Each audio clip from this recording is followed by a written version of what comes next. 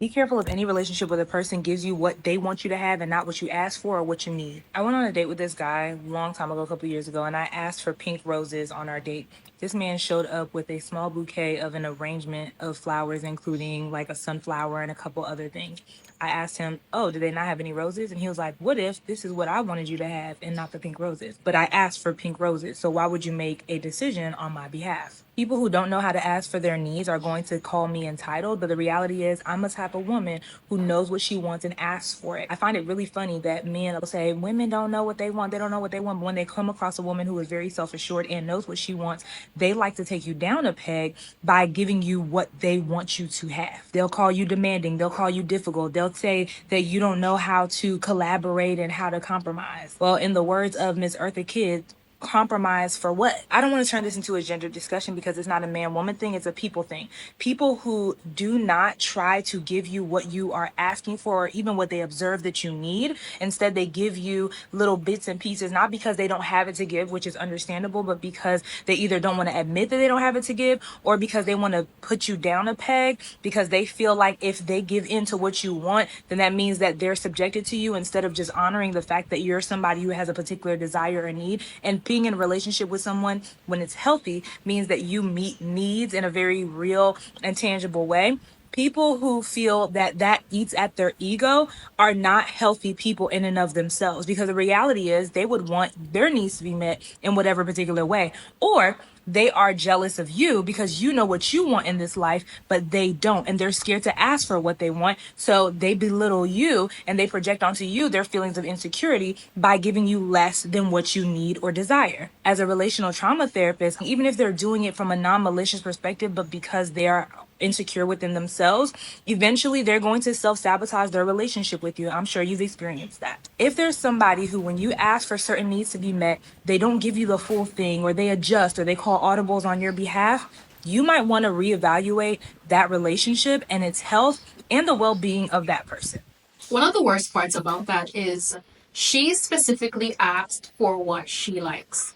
And he knew ahead of time before he bought that arrangement, but he made the conscious decision to buy her something other than what she asked for.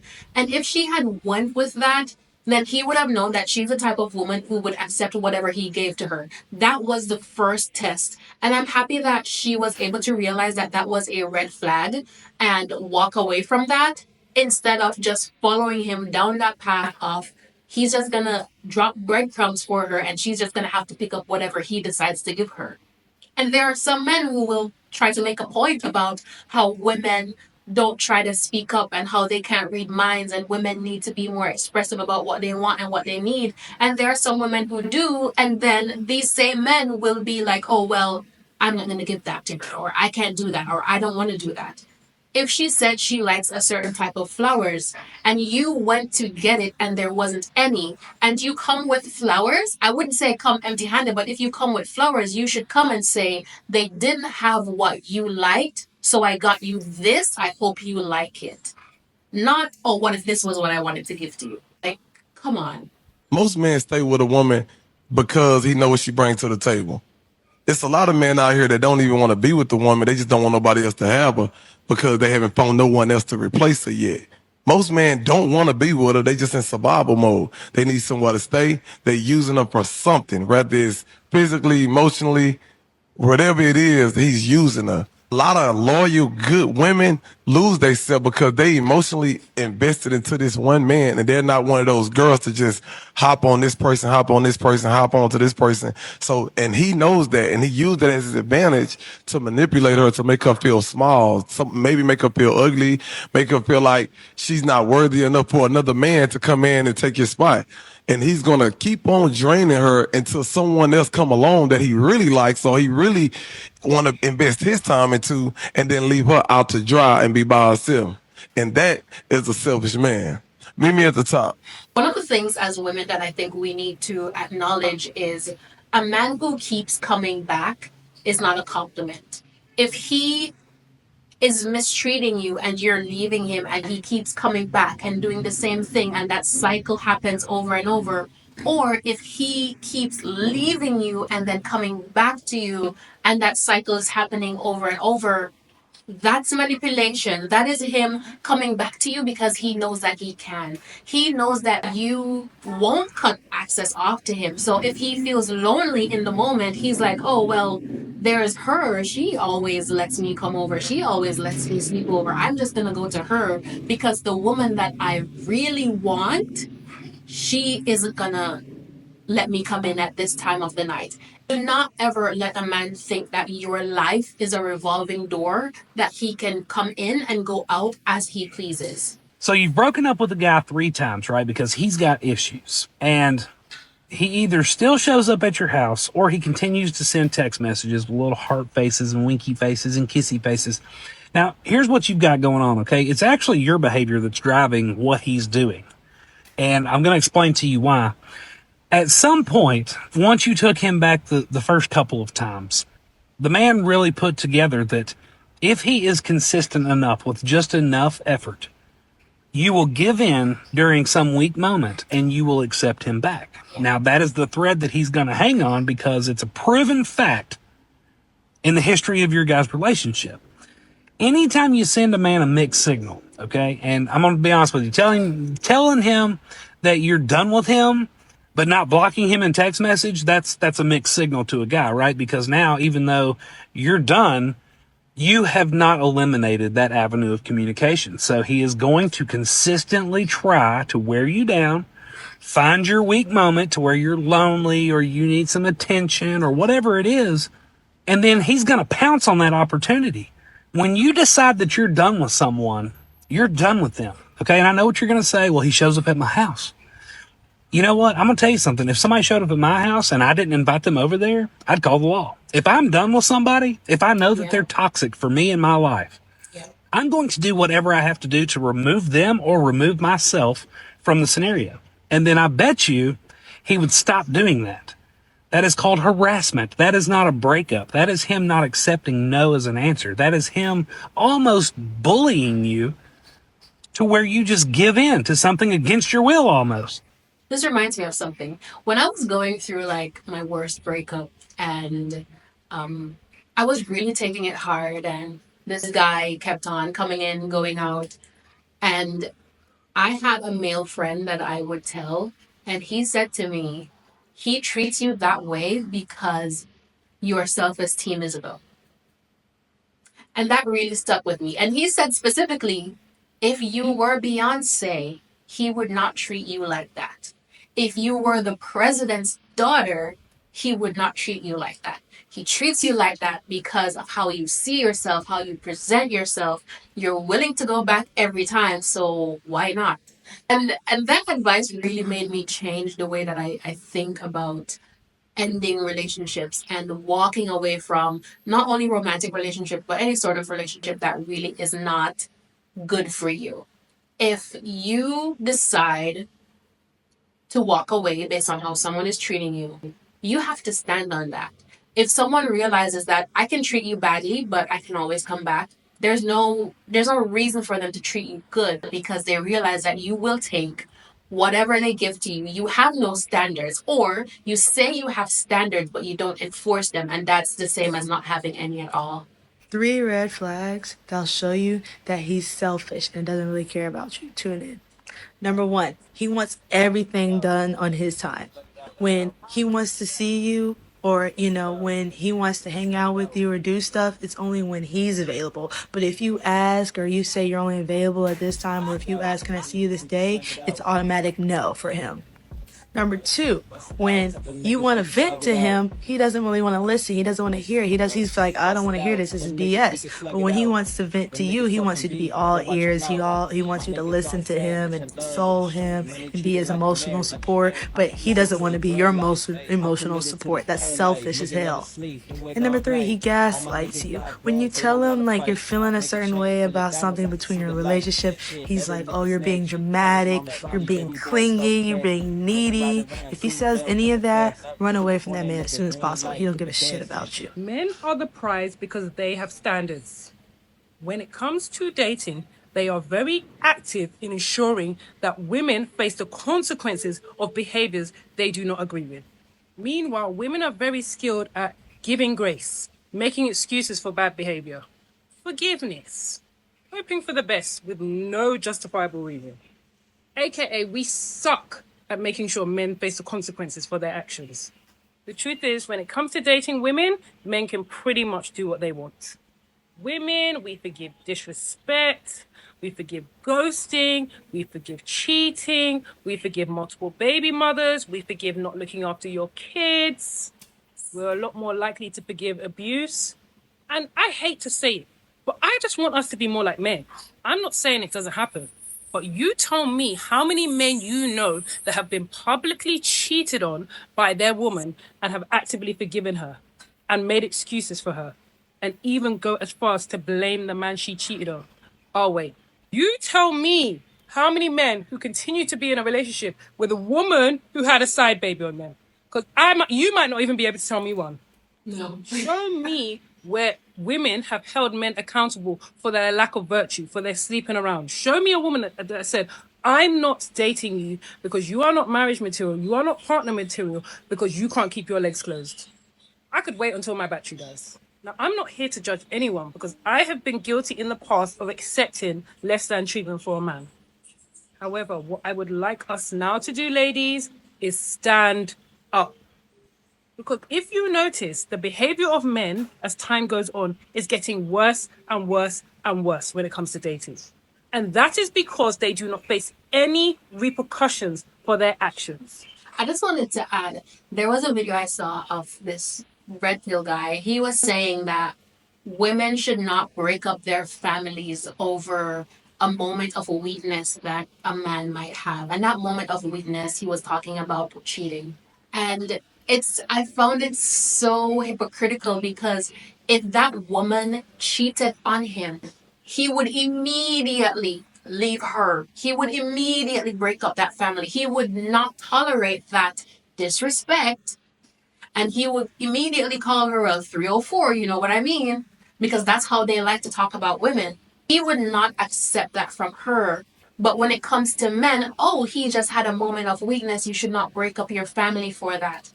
And then you have a lot of the pick me women who like to talk about how, oh, if you're not giving him what you should give him, then he's gonna stray and what do you expect? If he's not fulfilled in the home, what do you expect is going to happen? Please. And as she's saying, we have to stand on business and we have to demand better. And even when we demand better, they villainize us. Like, oh, you're asking for too much and there's no man who's going to give you all of that and you're going to need to settle. And the men who would be the better type of men, they call them simps. They try to shame them for loving their women and being unapologetic about being in love and wanting to care and nurture a woman. They call them simps. They try to make it a bad thing. Pathetic. And this is why they hate marriage and child support so much. Because these are the only institutions that can hold them accountable. So ladies, today, I'm going to need you to get it together when it comes to that man who is playing in your face. You know who I'm talking about. Having respect for yourself and lower tolerance when it comes to men is such an underrated cheat code that a lot of women do not utilize. Women who are in successful, happy relationship have boundaries. Their men are fully aware that if they play around, there will be consequences for their actions. Yes. And if you don't know how to be one of those women, that's fine. I had to learn recently too. Let me tell you how. Stop letting shit slide. Anything that he does to you that he would not accept if you did to him, act accordingly. The only thing negative that comes from cutting a man off who is doing you wrong, unless you're financially dependent on him, is sadness. You will live unless your safety is in danger, and I know for some women that is an option. I'm not talking to you, ladies. You have my deepest sympathies, and I'm sending you all my love and strength. Sis, you have got this. We are rooting for you. But to the ladies where your safety is not in danger, you will be all right. Take that sadness, turn it into a lesson, learn what you need to learn from it, and apply it to the next guy that you date. Because what was it Gucci Mane said? Miss one, next 15, one coming. That's men, especially if you fly. So get fly, ladies. I always recommend getting fly. And I don't talk about societal fly. I'm talking about the best version of you. All of that to say, stop letting these men ice skate. It's not making them better. It's making them worse. And who it's making them worse for is the next generation. That is our younger sisters. That is our younger cousins, our friends, our daughters, our granddaughters. Women, let's tighten up. Well, like I always say, there's always an exception to the rule for best results. It's you, it's not you. I agree that the younger generation is going to suffer because most young people are online right now, and most of these podcasts are nothing positive for men. Most of these podcasts just teach younger men how to mistreat women, how to not put any value on women, not put any value on marriage and family. And as she said, child support. There are so many men who are complaining about child support. Oh, she's taking my money and she's getting her hair done and she's getting her nails done and she's not spending the money on the child.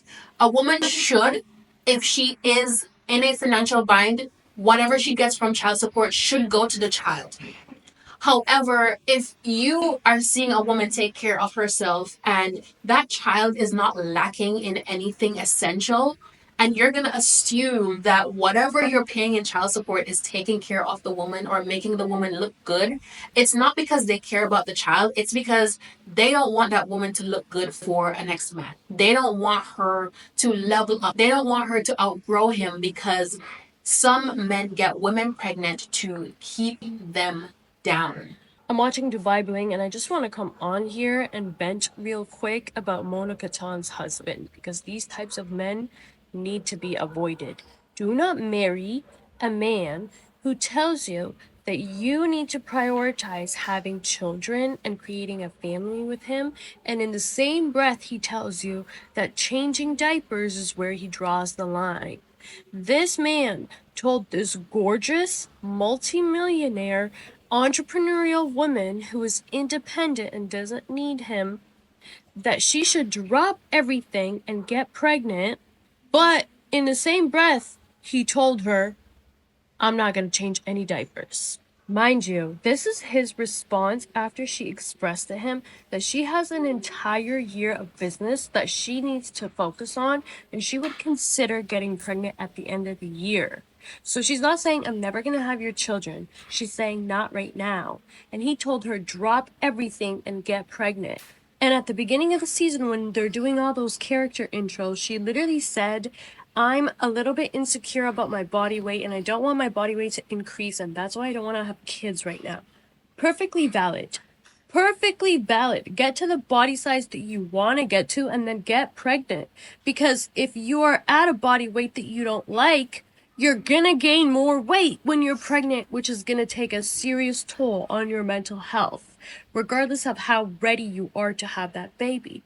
Not only that, but she's not ready to have this baby, and she's expressing this to her husband, and he's dismissing all of it. I actually liked him at the beginning when I saw him. I was like, oh, this man looks really sweet. He looks really genuine. And I'm sure he's really sweet, and I'm sure he's really genuine. But it is so normalized for men to completely brush off women's concerns about getting pregnant and actually birthing children because they're not the ones who have to do it. So they don't really care how worried or stressed out you are. If a man says to you he wants you to have his kids, but he has no desire to change a diaper, it means he has no desire to actually parent the child, to actually be involved in the everyday parenting of the child. Now, you might say if he has money, he can hire a nanny. A nanny will not replace a father. A nanny cannot replace having a father figure in the home. They just care about getting a mini version of themselves and continuing their lineage. Even if it comes at the expense of your wife being unhappy with herself, resentful of you, and resentful of the child, because now she has an added responsibility, which is actually a priority even before herself, that she does not think she's ready for. And I understand that it's very hard to vet for this particular type of guy because a lot of men will just flip the script and they'll say whatever they think you want to hear. And then when you're actually married to them, that's when their true intentions and their true character will come out. But a good way to avoid getting married to this type of man is to be so straight up about the fact that you don't want to have kids unless you feel like you're ready for it. So a lot of us, myself included, do not see ourselves having kids unless we know our bodies are physically able, our minds are physically able, and we have established ourselves far along enough in our careers that we feel satisfied with our own self and our own accomplishment and can now pour our love and energy and time and affection into a living, breathing human being. Because the reality of the situation is there are a lot of unwanted children out there and a lot of men who thought they wanted children until they realized it's not just a cute little mini version of you. This thing cries a lot. It smells, it constantly causes problems and messes. And as your kids get older, they demand more of your time, they demand more of your money. And if you don't have that to offer them, you start resenting them. And then they feel like they are useless and worthless. And you continue this cycle of people who literally don't have a purpose on this planet simply because their dad forced their mom to have a baby when neither of them were really ready for one. Unless that guy is 10 toes down to be involved in that child's life in all aspects from the moment you get pregnant, do not have his children. Even if you're married, you are not obligated to have his children. 110%, I agree with everything that she said. If he is not willing to be there for you 100% from the moment you get pregnant, because pregnancy is hard.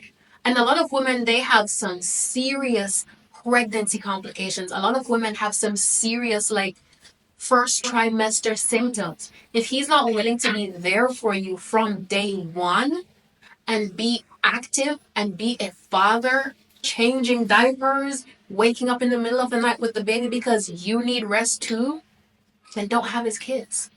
Because you're going to end up resenting him. You're going to resent that baby. You're going to resent your life. You're going to hate the life that you have because you truly did not want to be a married single mom. Because that's what you would become. You know, I think as men, we're so selfish. And we don't even mean to be. And what I mean by this, we are so inconsiderate of the women that we have in our lives, right? And the reason why we're so inconsiderate is because we've seen our moms slave growing up. Right? Like they cook, they clean, they never had a day off, they never had a moment to themselves, and they still made time to read you a book or tell you, help you with your homework. Like, and I think that that goes over into adulthood, right? Because we get these wives, we get these girlfriends, and our expectations are so high. We think that they should just automatically cook, clean, slave over a stove, had a house together, make sure the baby's good, and at the end of the night, we got the nerve to pull our penis out and want to be tended to as well. We're inconsiderate. And I'm learning, right? Marriage has taught me consideration because now I go out of my way.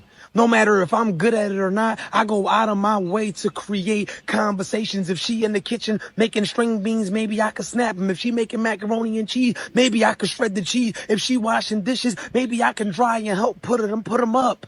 I think that we getting like this King Tut mindset where, yeah, we bring all the money in, so let me just sit down and she can handle all the house shit, and that's not real. It takes a teamwork to be in a marriage. If you got somebody that you really love, consider what the she goes through. She done did all of that and you still wanted to suck her. Give her a night off. I like the way he said that. And it's so true. I've heard a saying that consideration is one of the biggest forms of love. And I absolutely agree. If you are not willing to consider me, consider what I go through, consider how I feel, then do you really love me?